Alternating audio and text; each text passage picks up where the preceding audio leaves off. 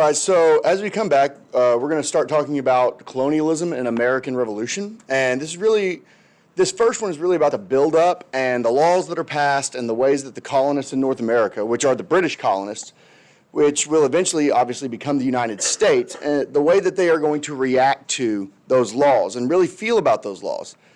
And we're going to try and give you the British perspective to some extent. But one of the things that I think is really important to recognize as we try and connect the dots here is that a lot of these ideas are going all the way back to the Enlightenment. So in the previous module, we talked about the American Enlightenment just a little bit and how it connected to the British and the French and the ideas of liberty and natural rights of man. And when people are born, there are rights that they are born with. And that's going to play into, the treatment of Native Americans and even slaves. And we're not saying, that the United States is going to develop perfect liberty. We know that that's not going to happen. But the ideas that build the foundation of the United States really are going to give the framework for what will eventually become the freedom and liberty enjoyed by Americans. And so this is a image that's pretty straightforward here. People are fed up with the king, and they want a representative democracy, and they are going to actually topple a statue of King George, who was the British monarch at the time and was ruling the colonies. And this painting really just kind of captures the spirit of the day, because toppling statues is kind of one of the ways in which we see rebellion happen, that we get rid of the old signs of the people that are in charge, all right? So the most successful and early successful English colony in the Americas was Jamestown, Virginia in 1607. It's the first one that really turns a profit, and that is thanks to tobacco. From then on, of course, you have the expansion of the colonies, and we're not going to cover all the history there, but you have the Plymouth colony and the Mayflower and all this stuff that you've heard about your whole lives. But that's not really the interest of this particular course. And so as this is a Western Civ course, we're not getting into all the individual aspects of that. That's covered more in U.S. history, right?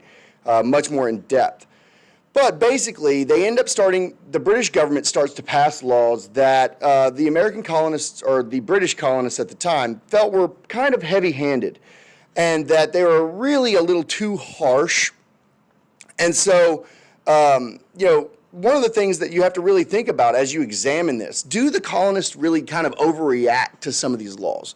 Is this not, and although we don't get into all the ideas of how they ended up there, but you have to understand, a lot of the things that the British government is doing was kind of in the contract that the colonists signed when they went over there.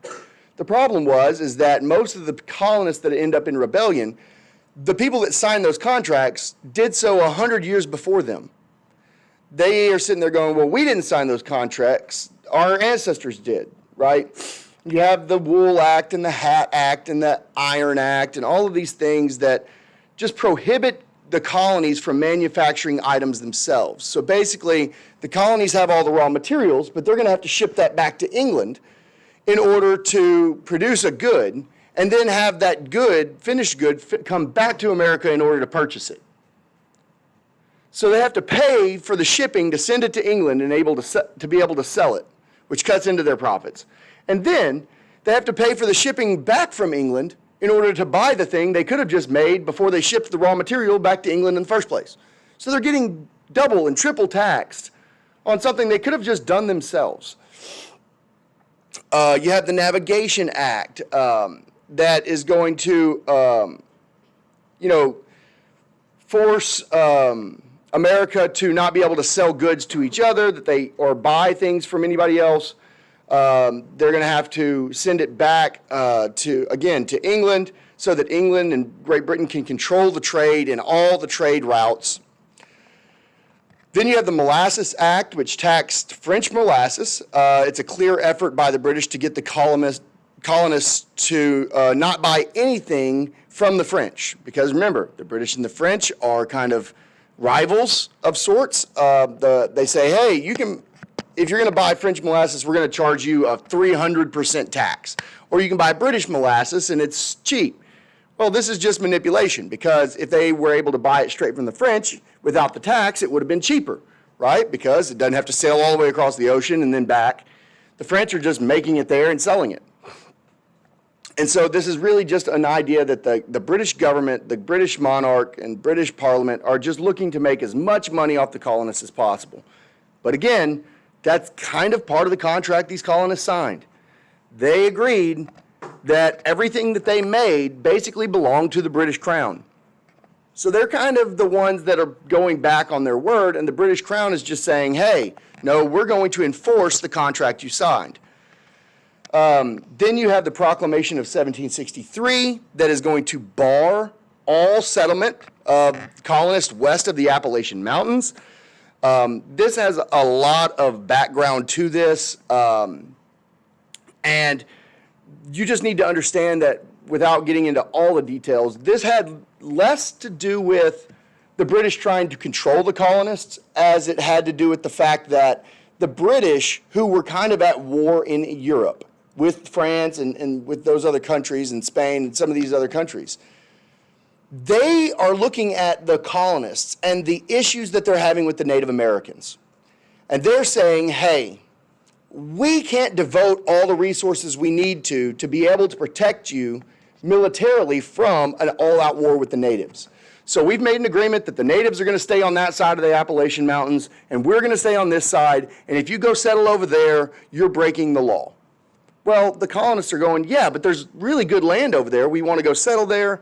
They see it as a restriction. The British government sees it as a way to protect them better and to avoid a war with the natives that they can't afford. But it's going to upset them. It's just one more thing. So they're restricting where you can go. They're restricting where you can purchase from. They're restricting how much money you can have. And all of this is adding up from the British perspective of, we're doing what we said we were going to do.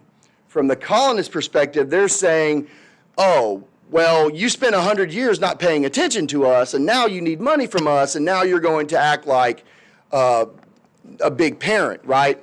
That'd be like having a child who, you know, their parents are gone all the time, always at work. They spend most of their time, you know, in their teens and all the way up until they're about 17 years old, basically fending for themselves. They get home, they make their own dinner, they do whatever they want, they take care of all their own homework. They're responsible for themselves in just about every way. And then all of a sudden, they get to be 17, almost 18 years old. The parents decide, well, we haven't spent enough time with our kids. We're going to kind of cut back on work before our kid leaves the house, and we're going to pay attention to them. But part of that paying attention is that the parents realize the kids have kind of just developed their own rules, right? That they've pretty much figured out how to take care of themselves, and a lot of the ways that they have to take care of themselves as a teenager without adults around is to break some of the rules that the adults think that they have set in their household. And then the parents show up and they're like, hey, you can't do that. And the kid's like, I've been doing this for 5 years while you've been at work. You can't tell me how to take care of myself. I don't need you. I don't need you telling me and making all these rules. I've been taking care of myself. That's essentially what's happening with the British right now. The British have basically been absentee parents for 100 years. And then they show up and they're like, no, you have to obey all the rules. And they do thumb on you. And the kids are like, no, we don't. We can do this without you. We've been doing it without you. We don't need you. And so you're going to have some angst built into that, as you can imagine. Right? So then, there's another wave of acts that are passed by the British, and we're going to turn our attention to another major event, which is the French and Indian War. Now, this is actually a part of a much larger war between the British and the French. And this called the 7 Years' War, which runs from 1756 to 1763. And it actually stretches several continents because the British and the French are actually, again, in open rivalry, not just in Europe, not just in the Americas, but all around the globe, right? They're fighting for control of Asia. They're fighting for control of the Caribbean. They're fighting for control of the Americas and in Canada. And so it's a war that kind of ends up bringing North America into it. And so it ends up being the French and the native allies who are kind of fed up with the British colonists against the British colonists and, England as a whole. So the war ends. It creates a huge national debt. And as the war ends, everybody, that you look at the time frame. Remember, the war ends in 1763. Over the next 2 years, the British are going to put more taxes on the colonists. Why? Well, they say, hey, we spent all this money protecting you from the French, from this aggression towards you. We win. Now we have all this debt. Guess who's going to pay for it? You are. And the colonists obviously are not going to see it that way. The colonists had been governed by their own local assemblies. They had kept the peace, and they had their own kind of laws and stuff. The British come in and say, hey, no more laws. You don't get to make your own laws. You have to listen to the Crown and Parliament only, even though you don't get to vote, and even though you don't get any representation. And so, again, this is the British government kind of being the absentee parent that's going to show up and try and set rules. It's not going to go very well. They passed the Sugar Act. They passed the Revenue Act, the Currency Act the Currency Act, which is going to ban colonial money. So basically what they say is, hey, all you people in the colonies, I know that you've created your own money. Okay, so here's the problem. British government, they have their currency, the pound, right? And all of their commerce takes place with British currency. But there's not a whole lot of British currency in the American colonies. In fact, for every 1 British pound that's available, you have approximately 20 American notes, which are basically like promissory notes. They're bills, but they say, hey, this 1 Virginia dollar is worth 1 British pound. And because there's not a whole lot of actual British currency floating around, it was easier for people to buy and sell things with American money and then convert it later. Makes sense, right? Because if I don't have access to a lot of cash, then I can't buy anything. Well, the British come in and they go, y'all been making your own money? Nobody told you could do that. Stop it. Anybody caught using colony dollars, we're going to confiscate them. Well, people are like, well, we don't have British money. How are we supposed to trade? How are we supposed to buy things and all this? And they're like, well, too bad, it doesn't matter. The reason is because the British can't control how much taxes they collect from colonial bills. So they're going to pass that. That's going to make things very difficult economically for the colonists.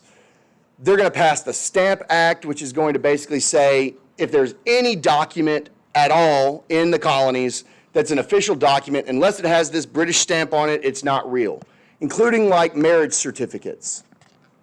So and the stamp, you have to buy the stamp. So you want to get married? Fine. But you're not married until you get this British stamp. Or playing cards, basically any kind of paper good. You had to have a British stamp on it or it could be confiscated and it wasn't real. And so this is really going to become a major problem. All of these things, again, joined together, is going to become a major issue for the colonists. And the British Parliament, they believe the tax is fair. England, they say, well, we have a similar tax in the actual, in England. It's not like we're doing something different with you that we're not doing in England. But the colonists are going to say, yeah, that's fine. We understand that. But all those people in England have people that represent them in Parliament.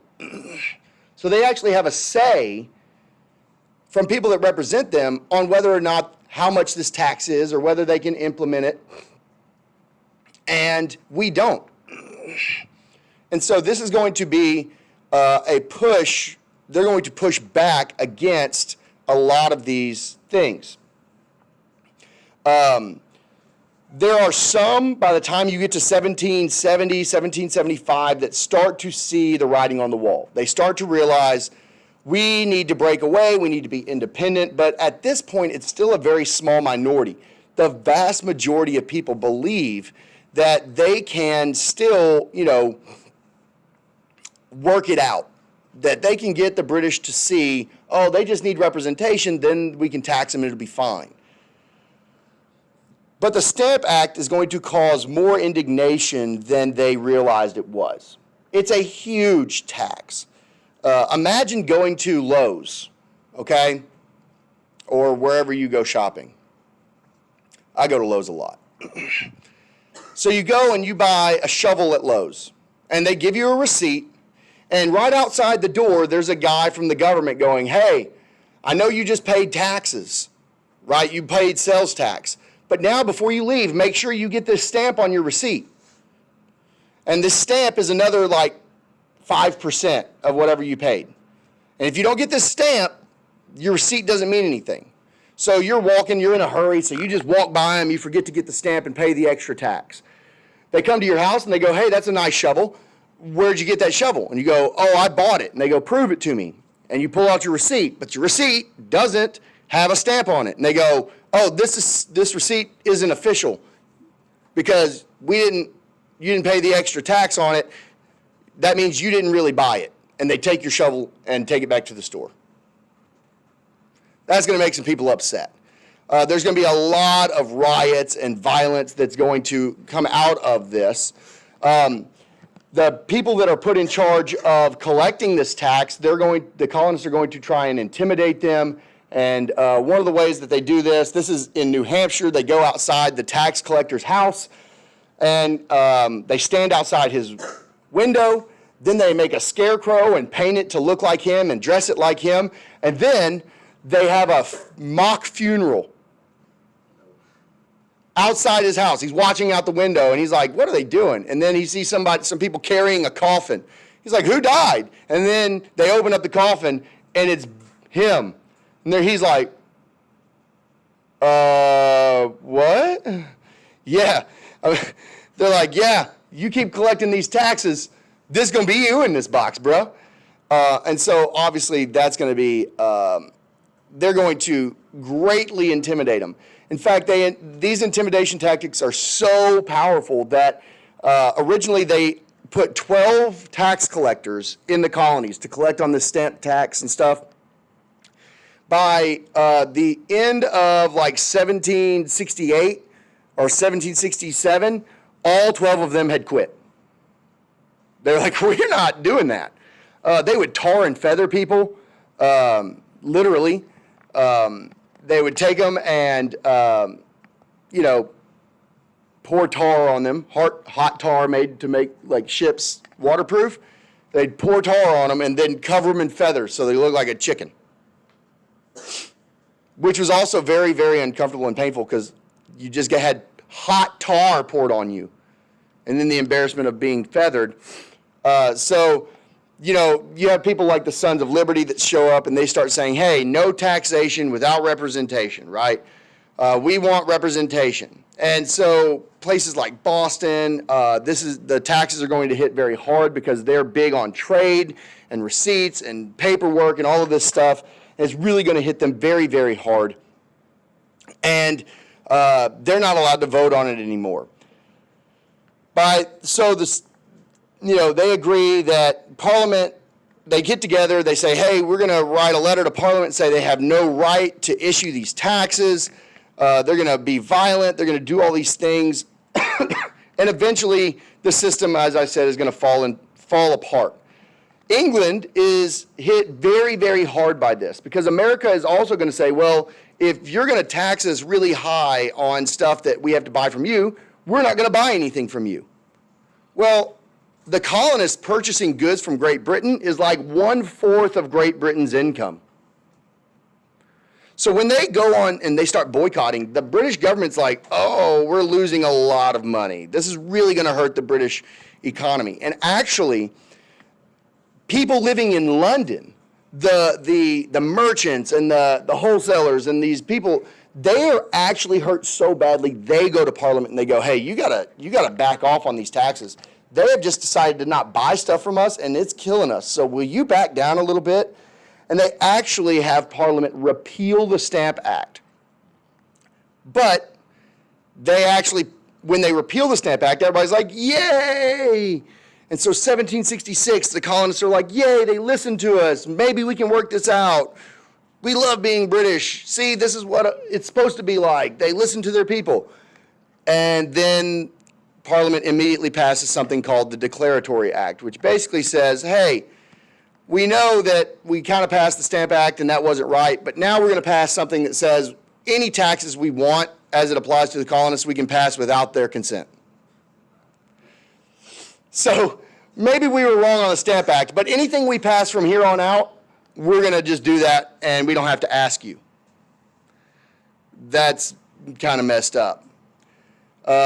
They passed the Townshend Act, which is a series of taxes on paint and paper and tea, and all of this stuff is going to escalate and build. And so they're going to go on one another, and then, you know, some of them get repealed, some of them aren't, and then round and round we go with the colonists just continuously seeing that the British government is not going to do what they said they were going to do. They are not going to, you know, act in good faith. And we're going to eventually get to a boiling point on March 5th of 1770, when we have what's known as the Boston Massacre.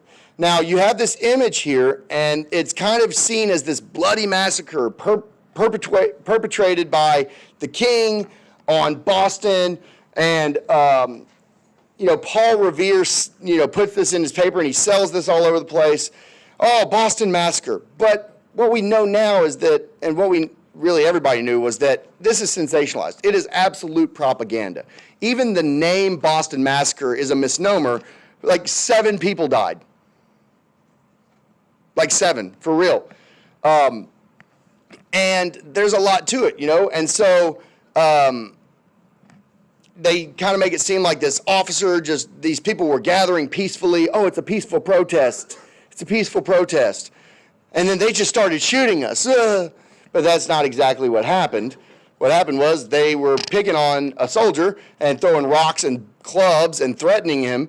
And somebody fired a shot that wasn't a British soldier first, and the British thought they were being shot at, and then they returned fire, right? And it, yeah, but it made a really good story to rile people up, right? And so they actually put the soldiers on trial, and they're acquitted. Like in real court, they're acquitted because they were kind of set up and they were provoked.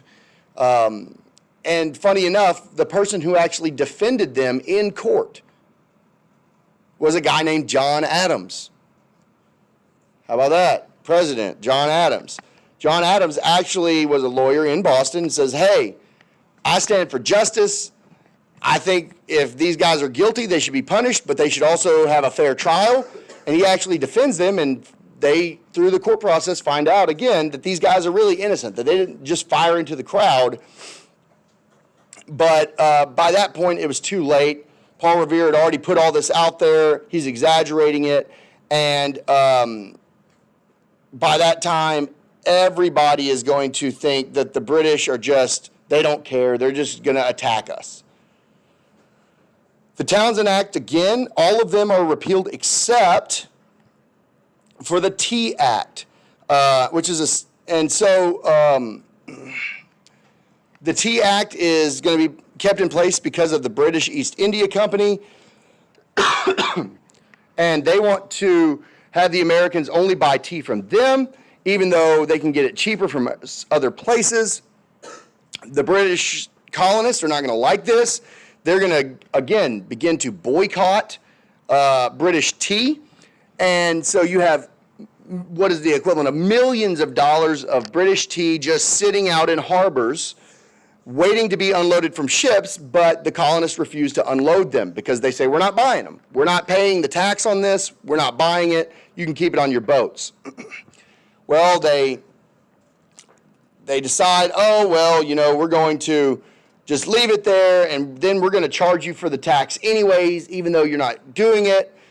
And we're going to bring the army in, and they're going to unload it, and then we're going to charge you for the tax. So a group of guys get together, and they go out into the harbor, and they go onto the boats, and they dump all of the tea into the harbor. And this becomes known as the Boston Tea Party. And basically, you know, they dump 342 chests of tea into the Atlantic, And then this actually ends up happening in several other places as well. New York, Charleston, a lot of these other places are going to follow suit. And the reaction to that is going to make a lot of the other colonists sympathetic to the plight of Boston, because Boston basically becomes an occupied city run by the British Army. Now, this is kind of just a good little slide to look at all the different acts that were put in place and what happens with them and what they did. And you also had like the Quartering Act, where basically colonists would have to supply British troops with housing and other supplies for free. So you might have British soldiers living in your house without your consent, living there maybe with your daughters, your wife, and you have nothing to say about it. Very, very not good situation. You have, again, the Tea Act, the coercive acts. You have the idea of they dissolve local justice. They say, no, if you are accused of a crime, we're going to transport you all the way back to England to stand trial. Think about that. Let's say you get caught, you get accused, not even caught, you get accused of killing someone. Instead of going on trial there, they ship you all the way back to England, a 3, 4, 5 month boat ride, which you might not even get there. And then you stand trial, turns out you're innocent, and you have to pay your own way to get back. I mean, just terrible, like ridiculously childish rules put in place by the British government at the time. Okay? So that's kind of some of the major aspects of this that is going on that are going to lead eventually to the American Revolution.